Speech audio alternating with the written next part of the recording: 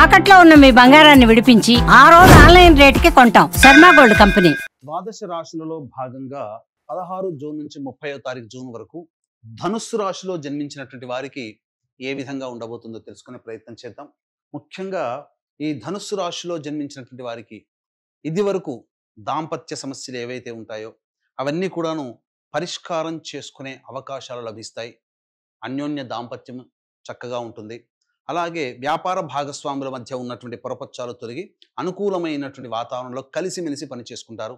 లేదా మీకు ఎవరితో శత్రుత్వ భావనలు ఉంటాయో వాళ్ళతో మీరు సంప్రదింపులు జరుపుకుంటే తప్పకుండా అనుకొని మీరు చక్కగా ప్రయాణం చేసే అవకాశాలు చక్కగా ఉన్నాయని చెప్పవచ్చు.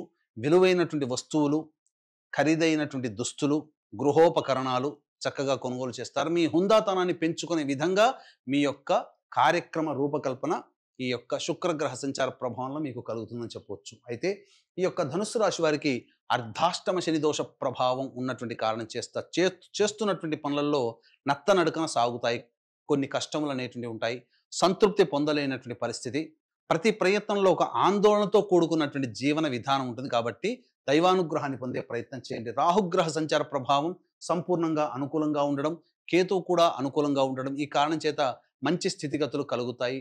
తద్వారా మాయా నుంచి మీరు బయటపడతారు. అంటే ఏది సరైనది ఏది సరికాదు అనే విషయ జ్ఞానం మీకు కలుగుతుంది. తద్వారా మీరు ఎంచుకున్నటువంటి రంగంలో ముందుకు సాగడానికి మంచి అవకాశములు, మార్గాలు ఈ రాహుకేతులు మీకు అనుకూలిస్తాయని చెప్పవచ్చు. ఇక ప్రధానంగా చూసుకున్నట్లయితే ఈ యొక్క ధనుస్సు రాశి వారికి బుధగ్రహ సంచార ప్రభావం 22వ తారీఖు వరకు కూడా అనుకూలంగా లేదు. కాబట్టి ఒక వారం రోజుల పాటు అనుకూలంగా ఉండదు. 23వ తారీఖు నుంచి బుధుడు సంపూర్ణంగా అనుకూలంగా ఉన్నటువంటి కారణం చేత పెట్టినటువంటి పెట్టుబడులకి సంబంధించి లాభాన్ని పొందడం అనేటువంటిది జరుగుతుంది. లేదా మీరు ధనపరమైనటువంటి సమస్యల్ని తీర్చుకుంటారు.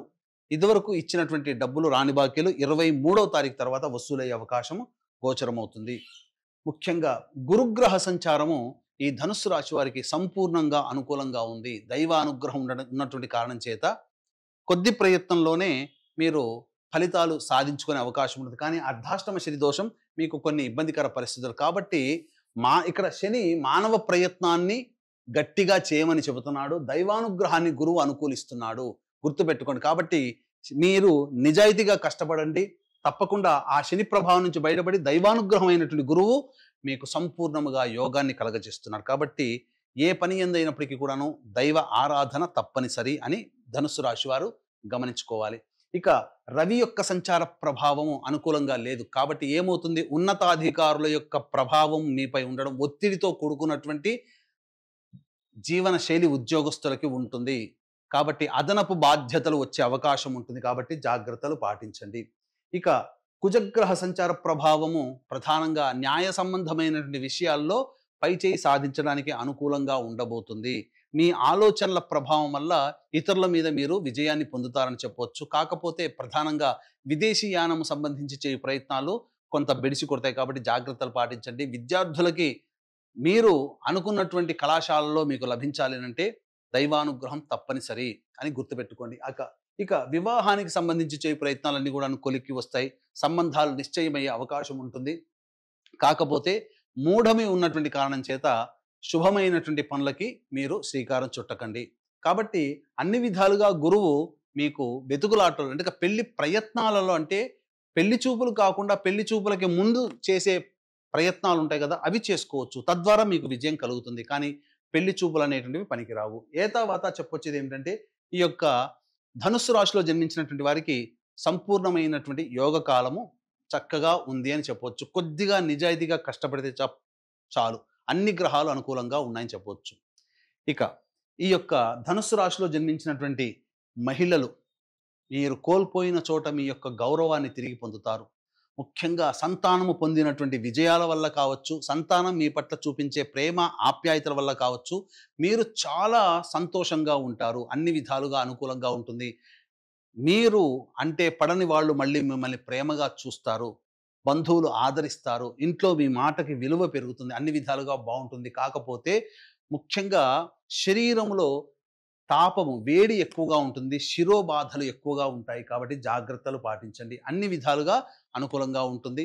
ఈ యొక్క రాశిలో జన్మించినటువంటి మహిళలు సంతానవంతులకు సంబంధించి చక్కటి శుభవార్త వింటారని చెప్పవచ్చు. అలాగే వివాహం కాని అమ్మాయిలకి వివాహ సంబంధాలు కుదురుతాయని చెప్పవచ్చు. అయితే ఇక 16 నుంచి 30వ తారీఖు వరకు ప్రతిరోజు కూడా ఏ విధంగా ఉండబోతుందో తెలుసుకునే ముందు వీక్షించేటువంటి ప్రేక్షకులకి గమనిక. ఈ యొక్క 21వ తారీఖు రోజున అశ్విని నక్షత్రంతో కూడుకున్నటువంటి స్థితి కాబట్టి ఏకాదశి కూడా ఇంతటి మహాపర్వదినం రోజున మీ జాతకరీత్యా కలుగు విద్య, వివాహ, ఉద్యోగ, దాంపత్య, అనారోగ్య సమస్యల నివారణకి మరియు మేష, మిథున, కర్కాటక, సింహ, కన్య, వృశ్చిక, ధనస్సు, కుంభ, మీన రాశిలో జన్మించినటువంటి వారికి శనిదోష పరిహారార్థమై సర్వదోష నివారణ పూజలు, హోమాలతో పాటుగా సంపూర్ణ నవగ్రహ శాంతి అనేటువంటిది జరిపించి శక్తిపాతము చేయబడినటువంటి శంకరుంగలి మాలని మీకు అందివ్వడం జరుగుతుంది. అవకాశం ఉన్న వాళ్ళు కార్యక్రమ తదనంతరం కాంటాక్ట్ చేసి మీ గోత్రనామాదులు నమోదు చేసుకోవచ్చు. ఇక 16వ తారీఖు రోజున ప్రధానంగా ధన నష్టం ఉంటుంది. కుటుంబ సభ్యులతో వాగ్వివాదాలు ఉంటాయి. మనస్సు ప్రశాంతంగా ఉండదు. ఏదో ఒక వెలితితో మీరు జీవిస్తారు. 17, 18 తారీఖులో కనుక చూసుకుంటే ఇతరుల యొక్క సహాయ సహకారాలతో మీ పనులన్నీ పూర్తి చేసుకుంటారు. అలాగే రాని బాకీలు వసూలు వస్తాయి. ధనపరమైనటువంటి సమస్యలు తీరుతాయి. ఖర్చులకు మించిన ఆదాయం లభించడం ద్వారా సంతోషంగా ఉంటారు. విందులు, వినోదాల్లో పాల్గొంటారు. 19, 20, 21, 22 ఈ తేదీలలో చూసుకున్నట్లయితే ముఖ్యంగా మోకాలు నుంచి పాదాలకి దెబ్బలు తాకే అవకాశం ఉంటుంది. వాహన ప్రమాదాలు చోటు చేసుకునే అవకాశం ఉంటుంది. కాబట్టి జాగ్రత్తలు పాటించండి. గృహ మరమ్మతులకి, వాహన మరమ్మతులకి ఖర్చులు అధికంగా ఉంటాయి. తల్లిగారి ఆరోగ్యం పట్ల శ్రద్ధ వహించాలి. ప్రశాంతత లేని జీవితం, సంతోషంగా ఉండకపోతారు, సంతృప్తి పొందలేకపోతారు. ఇక 21, 22 తారీఖుల్లో మీ ఆరోగ్యం పట్ల శ్రద్ధ వహించాల్సినటువంటి పరిస్థితి. వృధా కాలయాపన జరుగుతుంది. ఏ పని చేయాలన్నా సంతోషముగా ఉండదు అని చెప్పవచ్చు. ఇక 23, 24, 25, 26 ఈ 4 రోజుల్లో ఆదాయానికి చక్కగా మార్గాలు సుగమం అవుతాయి. ఖర్చుకు మించినటువంటి డబ్బు మీ చేతికి అందుతుంది. తద్వారా అన్ని యొక్క సమస్యల్ని పూర్తి చేసుకుంటారు.